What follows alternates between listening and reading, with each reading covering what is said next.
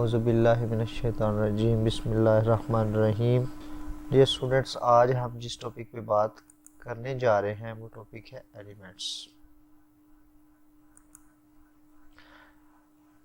जो old definition है element की वो ये है कि elements are formed by the different types of atoms. Elements बनते हैं मुख्तलिफ अक़साम के एटम से, लेकिन इस बात को गलत साबित कर दिया गया। जो जदीद डेफिनेशन है, मॉडर्न डेफिनेशन है एलिमेंट की, वो है element is a substance made up of same type of atoms. अच्छा, अब इसमें ना इस चीज को समझिएगा, इस चीज पे गौर कीजिएगा कि जो एलिमेंट्स बनते हैं वो एक ही किस्म के एटम से बनते हैं। एक एलिमेंट में एक ही किस्म के सारे एटम्स पाए जाते हैं। मिसाल के तौर पे आपके पास गोल्ड है, ठीक है। गोल्ड आप यूज़ करते हैं मुख्तलिफ जेवरात की सूरत में। तो जो गोल्ड है सारा वो एक एलिमेंट है, ठीक है। वो एक एलिमेंट है, वो एक ही तरह के यानी कि गोल्ड के एटम से मिलकर बना है। तो वो आपके पास गोल्ड की सूरत में मौजूद है। वो सारे गोल्ड के एटम्स हैं जो मिलते हैं तो गोल्ड एलिमेंट को बनाते हैं। तो ये एक सब्सटेंस होता है। पहले नंबर पे इस तारीफ पे गौर कीजिएगा, that it is a substance, कि एक सब्सटेंस है। इसका मतलब ये है कि ये एक प्योर फॉर्म में होता है। एलिमेंट जो होता है वो प्योर फॉर्म में होता है, क्योंकि हमने पढ़ा है कि सब्सटेंस जो होता है वो प्योर फॉर्म होती है मैटर की। तो एक बात तो ये होगी कि जो एलिमेंट होता है वो सब्सटेंस होता है, ठीक है, यानी कि ये प्योर फॉर्म में पाया जाता है। अब प्योर फॉर्म में पाया जाता है तो इसका मतलब ये है कि जो हमारे पास गोल्ड है ये प्योर फॉर्म में, इसकी कंपोजिशन जो है वो वेरी नहीं करती, इसकी कंपोजिशन सेम रहती है। वो एक ही तरह के एटम से मिलकर बना है। तो ये एलिमेंट की डेफिनेशन जो है वो कंप्लीट होती है कि element is a substance made up of same types of atoms, के एलिमेंट एक ही तरह के एटम से मिलकर बना है। इसमें मुख्तलिफ तरह के एलिमेंट एटम्स नहीं होते, एक ही तरह के एटम से मिलकर एक एलिमेंट बनता है। ऑक्सीजन एलिमेंट ऑक्सीजन एटम से मिलकर बनता है, ठीक है। इसके अलावा हाइड्रोजन एलिमेंट हाइड्रोजन एटम से मिलकर बनता है। क्लोरीन एलिमेंट क्लोरीन एटम से मिलकर बनता है। अच्छा, अब एलिमेंट्स की अगर मज़ीद बात कीजिए तो इनके जो मज़ीद डेफिनेशन के अगले पार्ट्स की बात करते हैं कि having same atomic number and cannot be decomposed into simple substances by ordinary chemical means। इनको आम जो केमिकल मीन्स हैं उनसे हम इनको डिकम्पोज नहीं कर सकते, और बाकी इनके जो एटॉमिक नंबर्स होते हैं वो सेम होते हैं, वो मुख्तलिफ नहीं होते, ठीक है।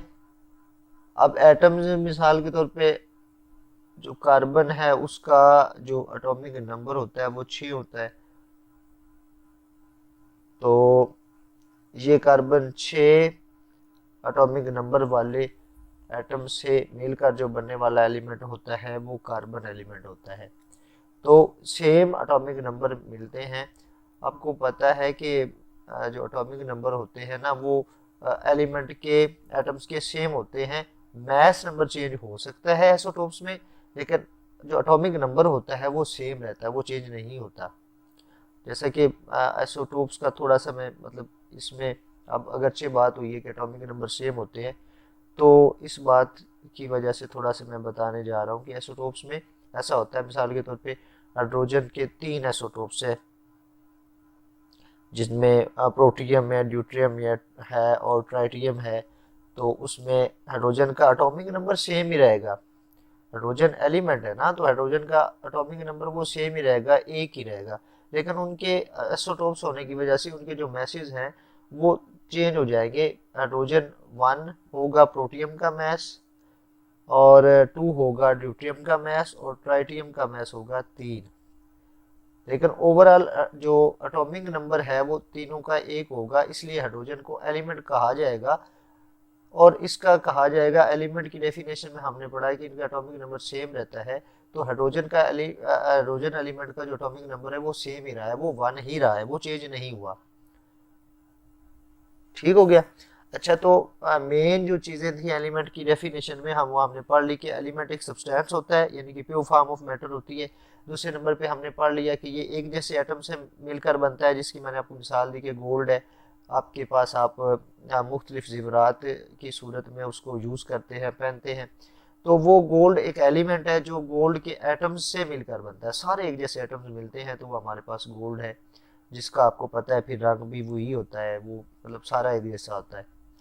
तो फिर आगे आपने पढ़ा कि एलिमेंट जो होते हैं उनके एटॉमिक नंबर जो होते हैं वो सेम होते हैं, वो चेंज नहीं होते। जिसमें मैंने आपको बताया कि हाइड्रोजन एक एलिमेंट है, और हाइड्रोजन की 3 आइसोटोप्स होने की वजह से इनके मास नंबर तो मुख्तलिफ है, 1 2 3, लेकिन इनका जो एटॉमिक नंबर होता है वो 1 ही रहता है, वो चेंज नहीं होता, वो सेम रहता है। और फिर बात है कि इनको आम केमिकल मीन्स से डिकम्पोज नहीं किया जा सकता। अच्छा, अब एलिमेंट्स जो होते हैं, एलिमेंट्स की आक्रेस की बात करते हैं, अगली हेडिंग पे बात करते हैं कि एलिमेंट्स की आक्रेस कैसी होती है। तो एलिमेंट 3 हालतों में, 3 फिजिकल स्टेट्स में हमारी कायनात में पाए जाते हैं। पहली स्टेट है सॉलिड, दूसरी स्टेट है लिक्विड, और तीसरी स्टेट है गैस फॉर्म में। अब ज्यादातर जो एलिमेंट्स हैं वो सॉलिड फॉर्म में पाए जाते हैं। मैक्सिमम जो एलिमेंट्स हैं वो सॉलिड फॉर्म में पाए जाते हैं। मिसाल के तौर पे आप सॉलिड फॉर्म की मिसाल है सोडियम, कॉपर, जिंक, गोल्ड वगैरह वगैरह। और इसी तरह थोड़े से ऐसे एलिमेंट्स हैं जो लिक्विड फॉर्म में पाए जाते हैं। अब लिक्विड फॉर्म की मिसाल जो है वो मरकरी है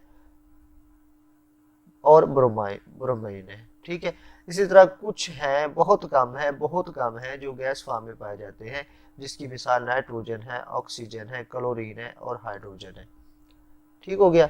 अच्छा, अब इनकी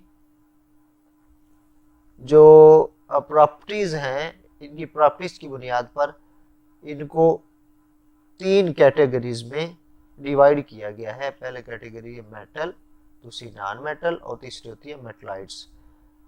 और अब ये बताया गया है कि 80% जो एलिमेंट्स होते हैं वो मेटल फॉर्म में होते हैं। पीरियोडिक टेबल पे अगर आप गौर करें ना, तो पीरियोडिक टेबल में पहला जो ग्रुप आता है वो मेटल्स का है, दूसरा ग्रुप मेटल्स का, इस तरह काफ़ी सारे जो ग्रुप्स हैं वो मेटल्स के आते हैं। तो पीरियोडिक टेबल को अगर आप समझेंगे, पढ़ेंगे, तो उसमें आप जानेंगे कि 80% जो एलिमेंट्स हैं वो मेटल्स होते हैं। ठीक है। अच्छा, मेटल्स अब जो होती हैं ना, अगर देखा जाए तो वो, और मज़ीद इस पे बात की जाए तो मेटल जो होती हैं वो रेयर भी होती है, सॉरी मेटल कह रहा था एलिमेंट्स, एलिमेंट्स रेयर भी होते हैं, मतलब जो बहुत कम मिलते हैं हमें। एलिमेंट्स जो होते हैं वो आर्टिफिशियल भी होते हैं, मैंने यानी कि इंसानों के बनाए गए। और कुछ एलिमेंट्स ऐसे होते हैं जो कॉमन होते हैं, मतलब आसानी से मिल जाते हैं। अब ये अक्रस की मैं बात कर रहा था, नेचुरल अक्रस के बारे में यहाँ पे बताया गया है कि वेटेज के हिसाब से जो मेजर एलिमेंट्स कुछ हैं, बड़े एलिमेंट्स, उनके बारे में कुछ बताया गया है। मेजर एलिमेंट्स जो ज़्यादातर ज़रूरी या ज़्यादातर पाए जाने वाले एलिमेंट्स हैं उनके बारे में बताया गया है। नाइट्रोजन हमारे एटमॉस्फेयर में, हमारे मतलब हवा में 78% नाइट्रोजन है, ऑक्सीजन 21% है, आर्गन 0.9% है। ओशंस में ऑक्सीजन 86% है, इसी तरह हाइड्रोजन 11% है, क्लोरीन 1.8% है। अर्थ क्रस्ट में ऑक्सीजन 47% है, सिलिकॉन 28% है, और एल्यूमिनियम 7.8% है। चलिए, ये टॉपिक हमारा कंप्लीट हुआ। अल्लाह हाफिज़।